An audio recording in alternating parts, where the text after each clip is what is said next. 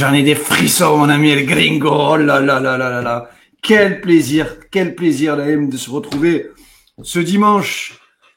Naïm, on est en train de kiffer en ce moment. Faut dire ce qui est. Pas encore de match. Des vidéos incroyables de la part du service com. Il y a un vrai changement. Et ça fait vraiment, vraiment plaisir. Faut féliciter vraiment toute l'équipe com de l'Olympique de Marseille. Parce que là, ils sont en train de nous donner du caviar, Naïm. On découvre ce qu'on voulait, nous, depuis un moment. C'est-à-dire connaître la vie du groupe.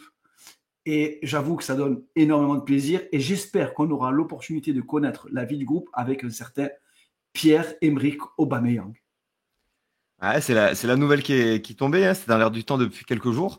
Et c'est vrai que au tout début, on pouvait avoir des doutes. Hein, enfin, on a plusieurs doutes avant de faire cette vidéo. Et puis, au fur et à mesure qu'on a analysé, on s'est rendu compte que ça ressemble quand même pas mal à une bonne idée. Ah, mais mon ami El Gringo, c'est une sacrée idée. Il y a plusieurs questions qui se posent à nous.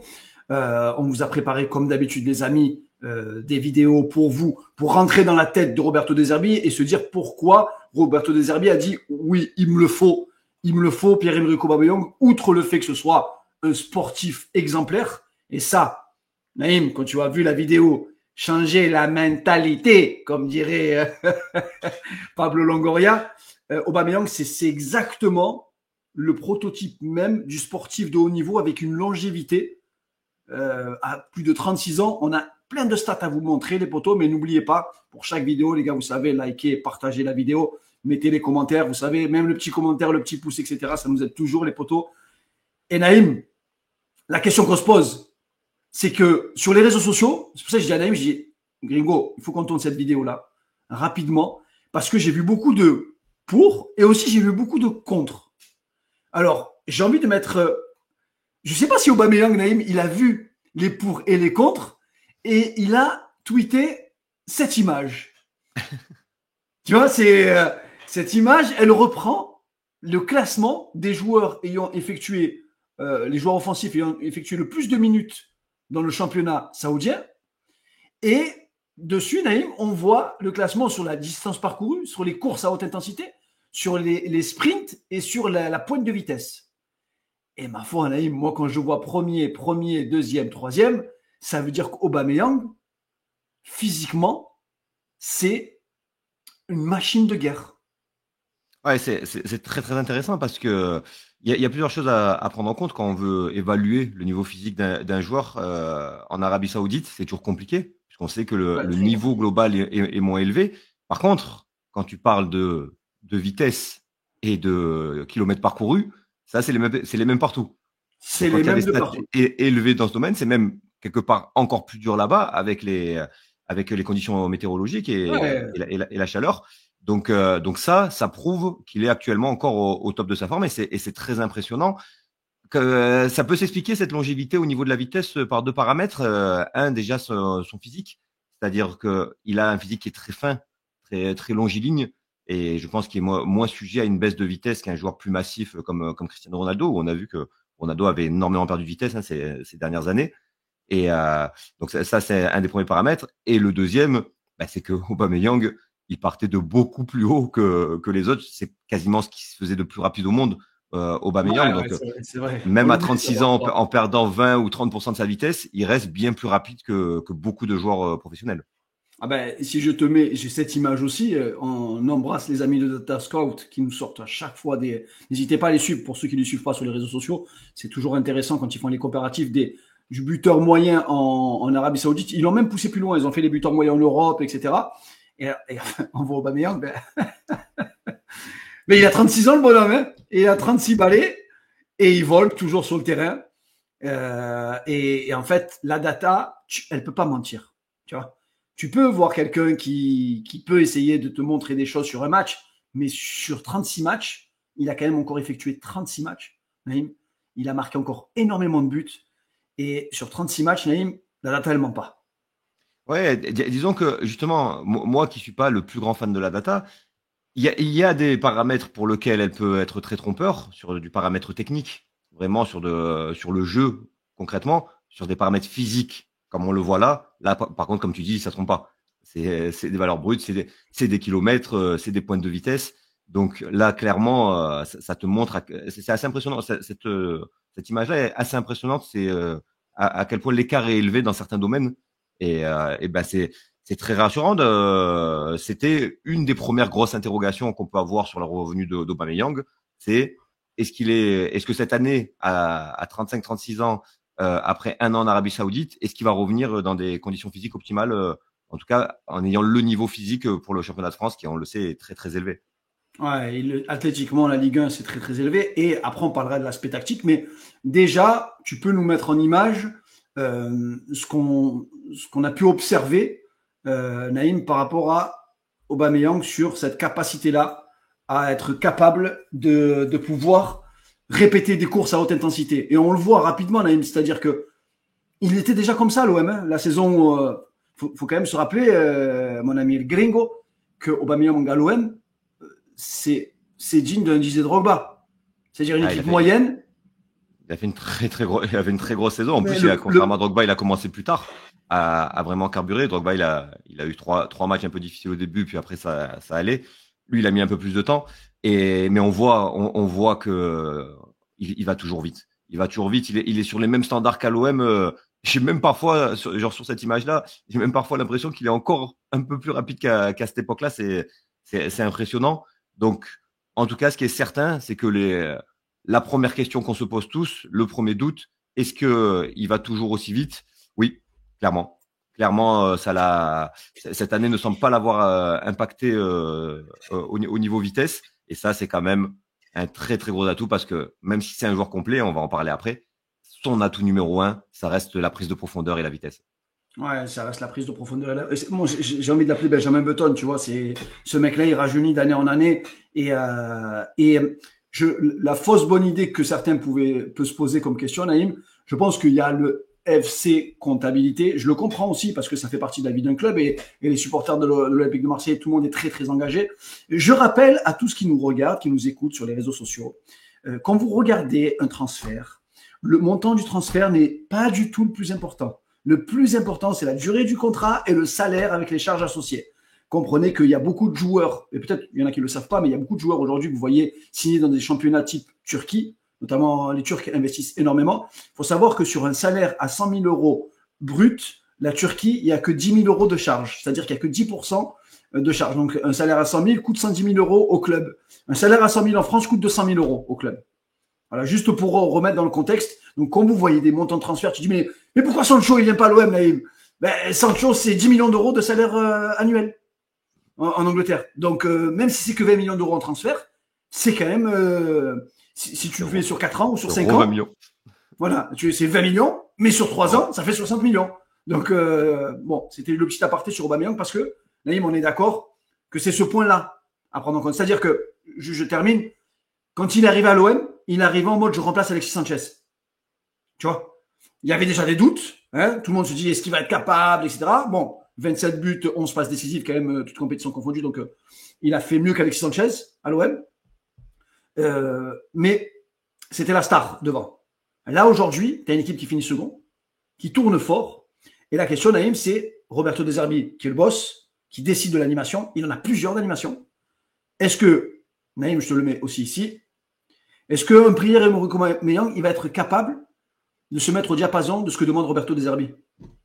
C'était la deuxième interrogation. Parce que, comme on l'a dit précédemment, c'est avant tout un joueur de profondeur, un joueur d'espace. Et on sait que cette année, avec De Zerbi, ça a été très, très restreint. Les équipes nous craignent tellement qu'elles se mettent à 10 dans leur surface. Et pour te dire, j'ai revu du coup pour cette analyse à la match OM-Metz au Vélodrome où on avait fait un partout. Et donc, on peut se douter que Metz n'avait pas joué à 50 mètres de sa cage. Mais le bloc bas qu'a proposé Metz ce jour-là, ça n'a rien à voir avec les blocs bas d'Auxerre, Lens et Reims qu'on s'est tapé cette année. Donc, ça va être encore beaucoup plus restreint. Est-ce qu'il en est capable? En tout cas, ce qui est très, très intéressant avec Aubameyang, c'est qu'il a eu des matchs où il était vraiment en position d'ailier. Donc, si on peut partir dans l'idée, même si, comme tu l'as bien précisé, il y aura sûrement plusieurs schémas. Je te mets sa heatmap du côté de la King Saoudia League. Aubameyang, il s'est baladé sur le terrain. Il est capable, pour moi, d'occuper les 3 postes offensifs à l'OM. Ouais, totalement, parce ils étaient souvent à deux des matchs que j'ai vus, et il était côté droit de cette attaque à deux. Nous, chez nous, on l'a plutôt vu de l'autre côté. On l'a vu prendre la pointe, bien sûr, mais on l'a surtout vu côté gauche. Et donc, clairement, déjà, très bonne alternative. Il te couvre les trois postes de devant. Ça, c'est très intéressant avec l'enchaînement des matchs. Mais surtout, vraiment, ce que j'ai apprécié quand j'ai revu les matchs qu'il a fait chez nous, c'est que dans cette position d'ailier gauche, ben, c'est un joueur altruiste, en fait. C'est là, tu le vois, un attaquant qui est en plus un vrai buteur. Hein. Aubameyang, c'est un vrai buteur qui met beaucoup de buts chaque année dans tous les clubs où il est passé. Ben, là, dans cette situation, tu pourrais te dire, il va clairement aller chercher à terminer. Oui. Et, Je vais ben même plus non, loin. Je vais même plus loin, Naïm. Hein. Je pense qu'il prend autant de plaisir à marquer qu'à passer. Tu le sens. je, Tu vois, il je aime faire pense. plaisir à. C'est pas un buteur égoïste. On se passe dès quand même la saison avec l'Olympique de Marseille. Mine de rien, c'est rare d'avoir un buteur qui est aussi altruiste. Clairement, et d'ailleurs, Alexis Sanchez, qui a des qualités techniques largement au-dessus de celles d'Aubameyang, je crois qu'il avait fait une seule passe D dans toute la saison. C'est pour te dire que vraiment, c'est un joueur très, très altruiste. Et on le voit dans cette position d'ailier gauche. Pareil, il aurait tendance normalement à revenir sur son droit pour frapper. Là, quand il fait ce débordement, il sait qu'il se ferme la possibilité de tir. Il déborde vraiment dans l'idée d'aller chercher un de ses partenaires. Et c'est ce qu'il va bien Et faire avec Naïm, Murillo. il a un excellent pied gauche. Quand il se met Et sur le pied gauche, il a un très on bon le pied voit. gauche. Et en plus, il y a un paramètre à prendre en compte avec Aubameyang, avec son retour, c'est qu'il fait peur aux adversaires. Et là, on le voit très bien sur cette action là contre Benfica. Tu vois à quel point le défenseur défend loin de lui parce qu'il le craint, parce qu'il craint son nom, parce qu'il craint sa vitesse. Ben, ça lui laisse toute la latitude de centrer et de donner un bon ballon. C'est quelque chose qu'on retrouve souvent, cette faculté à faire peur et à forcer l'adversaire à défendre de très loin. Et comme tu le dis, on voit toujours avec des très bons ballons pied gauche. Et même quand c'est plus restreint, quand le défenseur est beaucoup plus près, ben, on l'a vu être capable de faire des différences balles au pied. Hein. On a tous en tête son exploit contre Nice qui a failli faire but. Mais là, contre Villarreal, c'est vraiment un concentré de tout ce qu'il fait de bien. Il est capable donc, de partir de la gauche, d'éliminer, d'avoir l'intelligence de pas chercher le premier joueur près de lui qui va sûrement être trop excentré, en tout cas sur une passe fermée. Il va attendre que Klose se déplace bien pour lui donner un bon ballon et finir par un but. Donc vraiment, au vu de ça, ça m'a vraiment donné envie de le voir dans ce schéma-là en 4-3-3 ailier gauche et je pense qu'il serait vraiment très complémentaire avec Gouiri. Tu vois, il y a eu beaucoup d'opposition. Ouais, mais il y a Gouiri, pourquoi on ramène Aubameyang? Ben vraiment, déjà il faut pas penser qu'avec trois attaquants vu tous les matchs qui nous attendent. Et surtout, Et, je pense qu'il serait très très bon dans ce schéma. et Naïm, il y a le championnat. Donc on a vécu cette frustration du championnat avec beaucoup d'équipes bloc bas. Mais la Ligue des Champions, c'est pas ça du tout. La Ligue des Champions, tu vas jouer face à des équipes qui vont jouer pour gagner. Tu vas jouer contre des équipes qui sont beaucoup plus fortes que toi. Tu es sûr de taper au moins 3 ou 4 équipes de niveau bien supérieur à celui de l'Olympique de Marseille. Et on sait que c'est là où Roberto De Zerbi, comme à Brighton, ce qu'il avait pu faire à l'époque à Brighton, il peut faire très très mal à des équipes qui n'ont pas l'habitude de courir derrière le ballon, de ne pas avoir le ballon, et surtout, ben, moi j'ai souvenir de Brest OM, transition rapide. Une transition rapide avec Aubameyang, Gouiri et Greenwood, mon pote, tu as intérêt d'avoir des défenseurs centraux qui sont capables de venir gérer le 3 contre 2 ou le 3 contre 3. Et Ah ouais, ça, clairement. Clairement. J'ai répété toute l'année dernière que le match de Brest avait un peu traumatisé nos adversaires et avait aussi engendré ces blocs bas, même si je pense que les entraîneurs français avaient pas besoin de ça pour ouais, revenir avec un bloc exactement. bas. Mais tu vois, quand on fait la vidéo sur Pachao, on a notre spécialiste Interview. hollandais qui nous explique que les petites équipes là-bas, elles jouent pas bloc bas. Et donc, toi, tu nous as parlé des grosses équipes, mais même des équipes moyennes en Coupe d'Europe, je pense qu'elles vont venir pour jouer au foot. Et il y aura des espaces. Et c'est pas pour rien si Aubameyang a mis autant de buts en Europa League avec nous la saison passée. C'est parce qu'il y avait aussi plus d'espace. Il t'offre des alternatives. Voilà, comme tu le dis, le pain quotidien du championnat contre beaucoup d'équipes, ça va être ses blocs bas. En Coupe d'Europe, on aura sûrement beaucoup plus d'espace. Aubameyang, en tout cas avec les espaces, c'est très très bon. Maintenant, la question qu'on peut se poser, c'est est-ce que face à ces blocs bas en championnat, est-ce qu'il va être capable sur l'aile de créer des différences? On a eu un premier aperçu avec la première vidéo. Ah, on va avoir un deuxième aperçu. Ouais, Allez. dans un autre style. Donc, on a vu qu'il était capable de percuter, de réussir des différences. Maintenant, ce qu'on veut voir, c'est vraiment dans le jeu vraiment pur, dans la construction du jeu, parce que c'est ça finalement le jeu de Roberto De Zerbi, hein, c'est d'être capable de construire parfois à partir de rien. Et ben déjà, ce qu'on peut voir avec Aubameyang, c'est que vraiment, c'est un joueur connecté dans le jeu. Tu vois là, il vient de faire un duel aérien. Il est à peine redescendu de son duel, qui se remet dans le sens du jeu. Il est prêt à partir. Là, il est décalé par Ndiaye et de suite en une touche, il va le remettre dans l'intervalle. Il va parfaitement créer le décalage et il s'arrête pas là. Il continue derrière pour aller reproposer une solution. Et là, bon, malheureusement, il lui a pas donné, sinon ça aurait fait but. Mais vraiment, tu vois que c'est un joueur qui est très connecté au jeu. Et ben, ce dont on pouvait avoir un doute, c'est vraiment son jeu de haut à la cage. Parce que ça, on Ouais, bien voit que sûr. Gouiri, il excelle vraiment dans ce domaine-là. Et moi, j'avais quand même quelques doutes à ce niveau-là. Puis en regardant beaucoup de matchs, on se rend compte quand même qu'il est bon. Il est bon dans ce domaine-là. Regarde là, il est bien collé par Dante. Ben, en une touche, il donne, il allait demander derrière. Il y a faute sur lui, mais c'est pas grave. Ces trois joueurs, eux, ils restent dans le sens du jeu. Et finalement, ben, c'est quelque chose qu'il faisait relativement souvent. Et il s'en sortait plutôt bien. Voilà, il arrive à garder le ballon. Il a ouvert un espace là dans lequel Merlin ne s'est pas engouffré. Bon. Donc, Mais j'espère qu'on aura un latéral qui ira. tu vois, Naïm, j'arrête sur ça. Il partait souvent de la gauche, même avec Gattuso ou peu importe, avec Gasset. Il aimait bien ce couloir gauche pour partir et ensuite rentrer. Et ce qu'il faut préciser à tous ceux qui nous suivent et qui nous regardent, vous savez qu'on adore le jeu et l'aspect tactique. Aubameyang, c'est le fruit qui est en train de mûrir, qui est quasiment mûr, parfait. C'est-à-dire qu'il a ses 15 années ou ses 20 années quasiment professionnelles. Et là, il a atteint pour moi sa plénitude sur les dernières années, sur l'intelligence de jeu, sur moins de vitesse, donc compense par vraiment un flair et toujours une efficacité devant la cage. Et on le voit, il aime jouer et il aime être connecté aux joueurs. Ah, il est très intelligent. Là, pour le coup, on était à 3 devant. Hein. C'était Boumania qui était dans l'axe. Donc là, il était vraiment ailier gauche. Mais comme tu le dis, même quand on jouait à 2 devant, il se décalait systématiquement à gauche. D'ailleurs, les actions qu'on a vues sur la vidéo d'avant contre Lyon, c'était en 3-5-2 où il était attaquant légèrement à gauche et il finissait vraiment ailier gauche.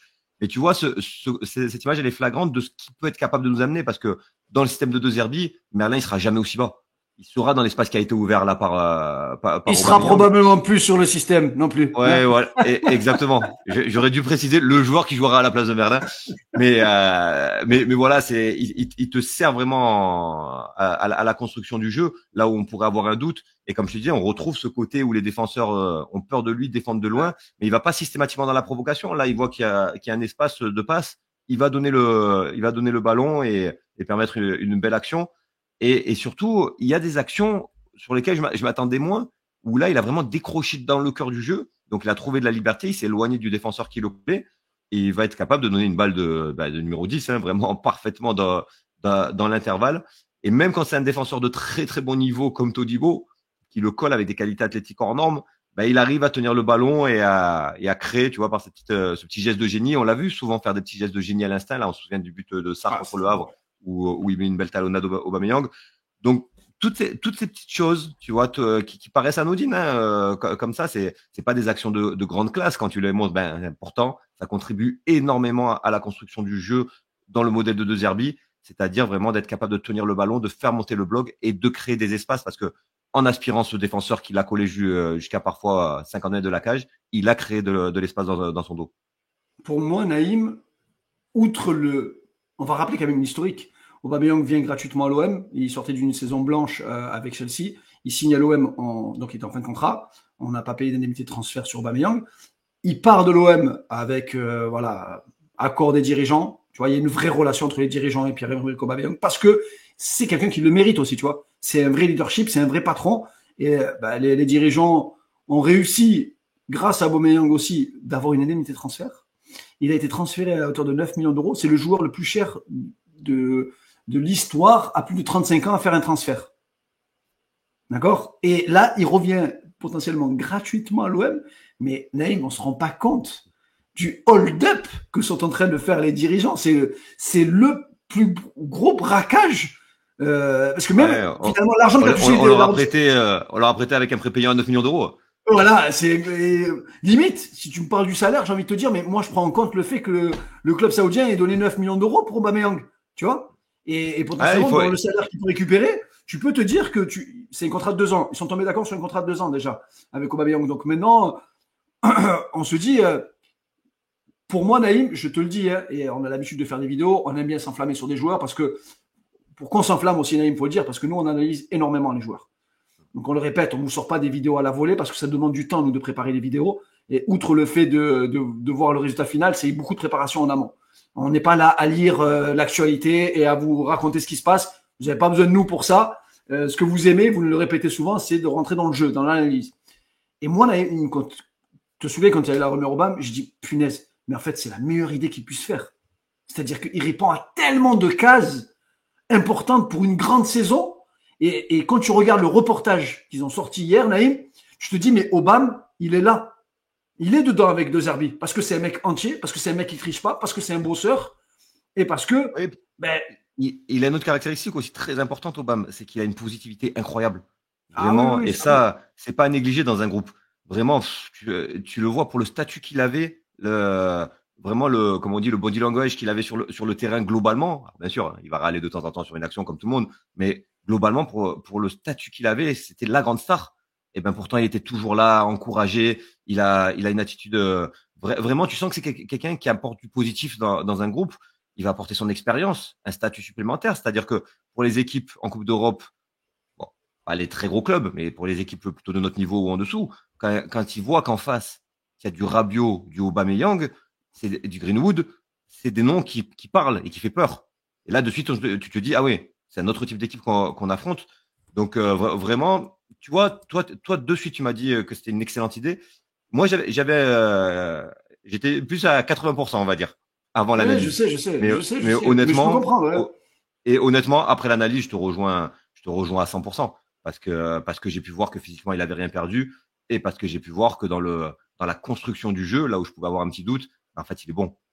Il est bon. Peut-être qu'on n'a pas assez construit d'action sur cette période Gattuso, Gas et Marcelino pour se rendre compte, mais en regardant beaucoup de matchs, je réalise que finalement, il est bon dans le jeu, et comme tu l'as très bien dit, surtout, c'est un joueur très intelligent, et ça, je crois que c'est le critère numéro 1 pour jouer avec De Zerbi. Et il y a un point important, là, il y a un point très important. Je sais que pour beaucoup aussi, ça fait partie de la réflexion, la Coupe d'Afrique des Nations. Il y a la CAN qui arrive avec Amin Gouiri et Aubameyang, potentiellement. Pour peut-être même Faris Moumbagna, s'il se remet, s'il est toujours à l'OM. On peut se poser cette question-là, même si cette année, la CAN, Naïm, finalement, avec le calendrier, potentiellement, sauf si le Gabon va en finale, ce que j'ai énormément de mal à croire, vu l'équipe, mais tu peux t'imaginer qu'Aubameyang va rater peut-être 1 ou 2 matchs maximum cette saison. On rappelle que la trêve se termine le 14 décembre, donc c'est Marseille-Monaco, et après les joueurs partiront à la CAN. Et ensuite, on a un match le 4 janvier contre Nantes, et il y a la Coupe de France, et après il y a un autre match le 18. Alors entre-temps, probablement qu'il y aura le Trophée des Champions. Mais si nous, on parie aussi. S'il a lieu, hein. Ouais. Il y avait des doutes. Mais ouais, c'est sûr que la CAN, c'est quand même un vrai paramètre à prendre en compte. Parce qu'il faut voir la Ligue des Champions où elle est placée aussi. La reprise, je sais pas si ce sera comme cette année. La Ligue des Champions, oui, elle est placée le 28. Elle est censée tomber le 27 ou le 28. Donc la CAN sera terminée. Ce qui est certain, c'est que si on prend Aubameyang, il faut que le dernier ailier gauche qu'on prenne ne joue pas la CAN. Ça a l'air d'aller dans ce sens-là avec les rumeurs Pachao et Fofana. On sait que pour aussi peu de matchs, mais peut-être est-ce qu'on gardera un Robinho Vaz, que j'aime beaucoup, qui est vraiment un joueur que je trouve très intéressant, qui pourrait dépanner pendant cette période-là. Et on en revient à ce qu'on avait expliqué dans la vidéo de Weah, en disant que c'était un joueur très utile pour une saison longue. Parce que justement, Weah, qui potentiellement serait la doublure de Murillo, il peut jouer les 3 postes de devant. Donc, pendant une période courte comme celle-là, où il te manquerait 2 joueurs, il te ferait du bien. Donc voilà, c'est à construire globalement un effectif. Ça me pose pas tant de problème, parce que dans mon esprit, je vois pas Aubameyang comme la doublure de Gouiri. Où là, ça poserait problème. Où tu te dirais, ouais, le seul remplaçant de Gouiri, il est pas là. Moi, je pense qu'il va être beaucoup plus utile sur l'aile gauche, même s'il pourrait remplacer Gouiri en cas d'absence en pointe sans problème. En tout cas, c'est un paramètre, c'est vrai. C'est une réalité d'avoir ces 2 joueurs-là qui partent. Et même pour conclure, Naïm, il apporte aussi une grosse concurrence. Parce que on part du principe que l'OM souhaite toujours renforcer son couloir gauche. Amin Gouiri a fait 6 mois, probablement l'un des meilleurs joueurs qu'on ait vu sur les 6 mois. Mais on a déjà vécu ça avec Arkadiusz Milik aussi, où il avait fait 6 mois de très très haut niveau. Il a marqué énormément de buts et l'année suivante était difficile. On a quand même qui est le plus gros. Je pense que voilà, c'est le plus gros up and down qu'on ait jamais vu à l'OM. Mais mine de rien, Amin Gouiri, il a toujours eu cette caractéristique d'être en dents de scie. Donc, il nous a donné 6 mois incroyables sous De Zerbi. Quand je lis le livre sur Roberto De Zerbi, quand je vois les vidéos, ce qui est très dur avec De Zerbi, c'est d'être constant.